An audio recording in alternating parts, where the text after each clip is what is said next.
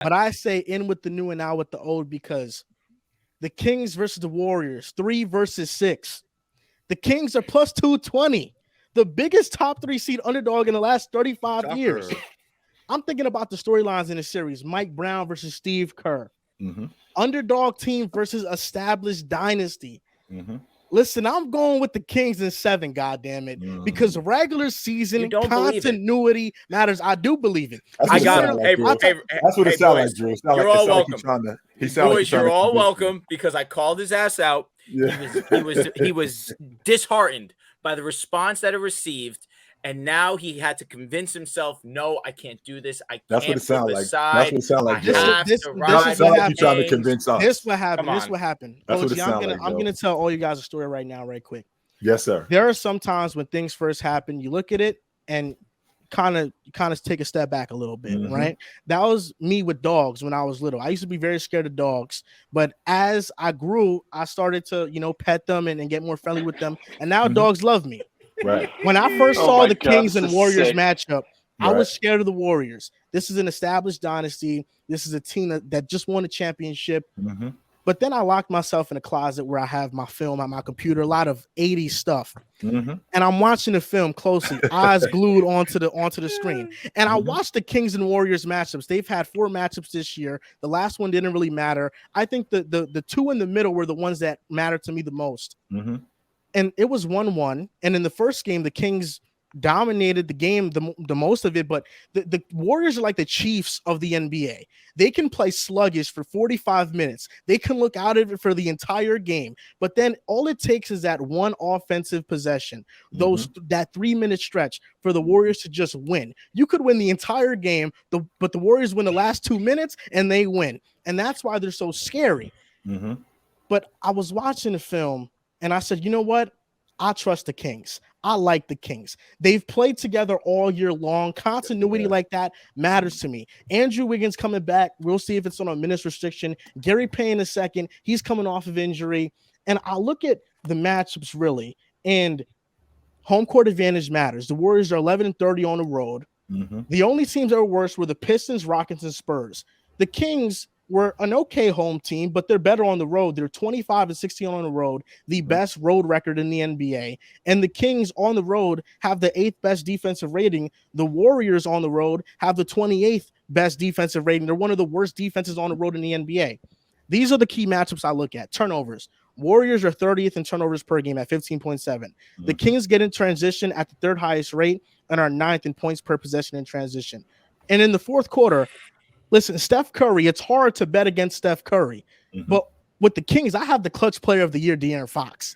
I have De'Aaron Fox, who, at least this year, when we talk about fourth quarter, Warriors versus Kings, the Kings have been better in the fourth. I think every game this series will be close, and I trust the Kings to close out these games more. The Sacramento Kings, the underdog Kings, I trust them. And I just think it's about time, OG, that somebody puts an end to this dynasty. It's about time somebody puts a goddamn hammer with the nail and nails this dynasty shut. And why not the goddamn Kings? I do think you're onto something. Only except I don't think it's going to be these guys. That's the part that I'm not getting. But keep going. I'm sorry. After the Warriors lose, we're not sure what's happening with Draymond. I mean, Draymond has been the glue, man. If he goes, I think this is actually shut. I have the Kings in 7. I think home court's going to matter. I think both teams take care of home court. And if not, I think both teams will steal one on the road. It's going to 7, and I have the Kings in 7, the Bean team. I have them at home in front of their fans. The playoff tickets are so expensive to get into. I have them winning this game. I would normally look sick. I would normally say in this particular situation about a road team that's bad, but just so you know, Sacramento is basically Jersey City to Trenton. It's right there. It's not that far. So it's almost a home game for the Warriors. It's not that big a deal for them. That's number one. Number two, with the Sacramento Kings having the number 1 offense in the game, and I think they play at number 2 in the league in pace. Well, the Golden State Warriors know for a fact we can't get into that kind of fast game with them the entire game. These guys are going to run us out of the arena. So what are the Warriors going to do? The Warriors Steve Kerr does a great job at making you defend in stretches. We all know that the Sacramento Kings are not a very good team defensively. So what we're going to do is we're going to make these guys defend. We're going to make them defend in stretches. What that's going to do, that's going to slow their transition game down. Well, when it slows their transition game and makes them play more in the half court, that's going to help us out, because now what we're going to do when we stop them, we're going to speed the game up. And when we speed the game up, that's going to get them off balance, and that's going to help us out tremendously. So when we get late into the series, I favor more experience than I favor youth, because I go back to the 2012 NBA Finals when I think about how good the Oklahoma City Thunder were, and I'm thinking to myself, can you give me the last time a team that was headed by kids won the NBA championship? And I couldn't do it. So I feel the same way with the Golden State Warriors. As long as they can keep this series close and they can keep these guys slowed down, as opposed to getting into a track meet with the Sacramento Kings, I think for certain that the Golden State Warriors are going to beat them. So when you talk about a guy like Draymond Green doesn't have to be great. No, he doesn't have to be great offensively, but he does a great job in moving the basketball. They do a great job in keeping you on the defense. Sabonis, he's going to also be a guy that they're going to target with their offense, making him play defense, which is going to keep him off the backboard nearly as much as they would like him to be. So there are guys like that are going to help them. So when I think about the Golden State Warriors, I think that they could very well outsmart them, and I think Steve Kerr could outcoach Mike Brown. I think you make a lot of valid points. I'd combat that by saying this. The Kings half-court offense is one of the best in the NBA. Mm-hmm. So I think even if they play a slow-down game in the half-court, the Kings will be fine, because offensively, they're great in transition, they're great in the half-court, and they run the same offense as the Warriors, these split cuts, and when that doesn't work, they just give it to Sabonis in the post. Mm-hmm. I just feel like this is going to be a special series. I think everybody on the Kings is going to shoot the lights out of the ball. Kevin Huerter, Keegan Murray, Malik Monk off the bench. I think all these guys are really going to come to play and really going to show out. And just because I think this is a chip on their shoulder. And I trust Mike Brown to diagnose a defensive game plan in the series. You know, he made a lot of adjustments in the Warriors finals run last year, and he was very stout in that. And who knows the Warriors better personnel-wise than Mike Brown, who's been there for the last couple of years. Rev, you don't like that, huh, Rev? My biggest concern is Sabonis and drop. I think Sabonis, there was too many times when I watched their games and matchups this year where Sabonis is just too late to Steph Curry on these screens. That, to me, is worrisome. And even when you play up on Steph Curry, it just opens up the floor for everybody else. So defensively, I think there's a lot of question marks for sure, but the Kings defend well in stretches. In the fourth quarter, they're one of the best defensive teams in the NBA. So I think that they'll take this series.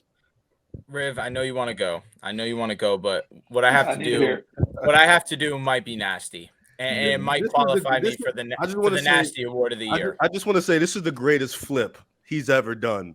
And you know what? I'm glad it's not a flip. It's not a flip. This man told me yesterday. It's not a flip. Riv, before you go, just yesterday, Riv, like not last week. No, it was 2 days ago. It was 2 days ago. It was 2 days ago. Riv, I'm so happy that you did this, because I have something to read. Ultimately, my teams that come out of the West are the Suns or Nuggets. At the end of the day, I'm going to be right by picking Golden State. Because when we tally up at the end of the playoffs, who was right the most, y'all not going to give me my brownie points for picking the Kings. You're just going to say I was wrong. I'd rather be right. And based off the matchups I saw this morning, it's just going to be very difficult for the Kings to win. I'm a film watcher, and my picks are based on film. I believe the young people call those receipts right there. So that's a receipt. That's a receipt. Listen, I want to get OG's perspective on this. OG, that was sent 3 days ago. You told me you watched the film, and the film told you Golden State. Can I not rewatch it again? Can I not rewatch the film again? Can I not rewatch games? Can I not rewatch games and look at stats and try to make my opinion like that? Look, you have John I did not. Hold up. I did not know. Look at him. I did not know. John's gonna have a stroke. You're gonna give John a stroke. That's what you're gonna do. I did not know that you're not allowed to change your pick before the series started. If the series had started and I'm like, I got the Kings, I agree with you. It hasn't started yet. I am allowed to change my opinion all I want. If I want it tomorrow, before I wake up before the series, I want to bet on Warriors, I'll do that. Pick somebody, Joe. Okay, enough of the flip-flopper, Joe. Pick somebody. I'm picking the Sacramento Kings, the beam team. That's who I'm picking. Listen, go ahead, Riv. I just need to make sure the receipts were out. You sure you're not going to bet on the Warriors tomorrow and not tell us until they win, and they'd be like, "I bet on the Warriors." No, it'll be seconds before the ball's about to go up. Seconds before the ball's about to go up. Warriors in 6. Listen, and he closes out Twitter. It's not even worth it to bet on the Warriors. It's not even worth it. You're not going to get anything for your money. They're like minus 200. That's a fact. Riv, do you want to go or do you want me to just continue? John's gonna have a stroke. You can go. I'm letting y'all know right now. So when one of your disciples is having a coronary, that's when you know you got an issue. So for me personally, Joel, you said a lot of great things about the Kings. I'm with you. One of the best offense in the league, both points per game, offensive rating. You mentioned the tempo OG. They play at extremely fast pace. They know they have this offense down to a science. It's Sabonis controlling the offense, really getting everybody involved, and then come fourth quarter time, it's De'Aaron Fox time. He takes over. That's a reason why that's going to be one of my All-NBA players. Mm-hmm. But unfortunately, it's the Golden State Warriors. I'm sorry, I hear myself echoing. Is someone listening to me talk? Or is that just me? No. By the way, this was the first matchup, this chart right here. Okay, the Kings are the purple. While I'm talking, I appreciate second matchup. Looks like the Warriors won when it mattered. That's what I'm saying. They're the Chiefs of the NBA, but the Kings will win. The Kings will win when it matters in the playoffs. That's why one team has a 16-year drought and the other has 4-9 because when they win when it matters. They have De'Aaron Fox, maybe. To continue, yes, the Kings had the most points per game offensively. Number 2, the Golden State Warriors. Now, another thing you didn't mention, because all you mentioned was offense. They're going to knock down shots nonstop. What you didn't mention was how poor their defense is. They're 24th in defensive rating. And where the Warriors have not been this stout defense that we've seen, that we've known the Warriors to be over these years of them being the dynasty, that's also in due part to Andrew Wiggins not being around. Now Andrew Wiggins is cleared. Yes, you mentioned the minutes restriction. We'll see what's going on. It wasn't due to an injury, I don't believe. So now it's just going to be a matter of getting himself back acquainted with the team. So, and especially if he's going to be off the bench, it's going to be very interesting to see what Golden State does with Andrew Wiggins himself. But regardless of that fact, you said it very perfectly about the Grizzlies and the Lakers, that this isn't the regular season, this is the playoffs. And I just feel like, you just need to be a little bit more reversed, because I agree with that in this sense where it's the playoffs, where that's why come playoff time, I'm going to ride with LeBron and AD. Come playoff time, I'm just going to have to ride with Golden State, understanding that they're the more experienced team. OG says it every time he's here. Until somebody knocks them off, it's hard to count them out.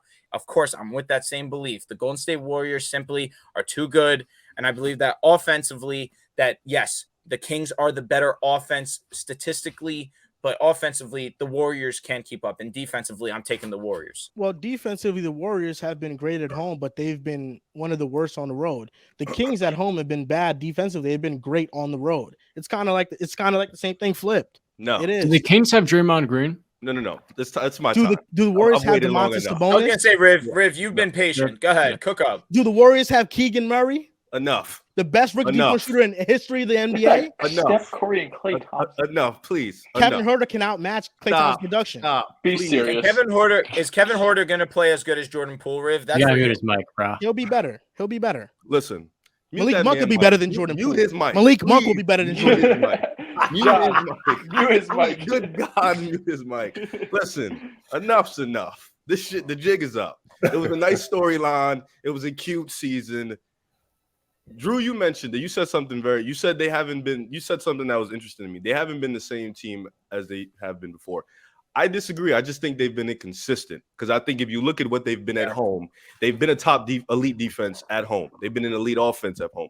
They've been just great at home. And then on defense, flip side. So I think that's more towards inconsistency, which is it's not common to see a team with this much experience being consistent. Even like you said, Wiggins missed time, but I've been watching this team all year. They was doing that shit before Wiggins went down. So this has been a recurring thing from start to finish. They've just been inconsistent. But the one thing you hope for this team is the experience makes them flip it and turn it on.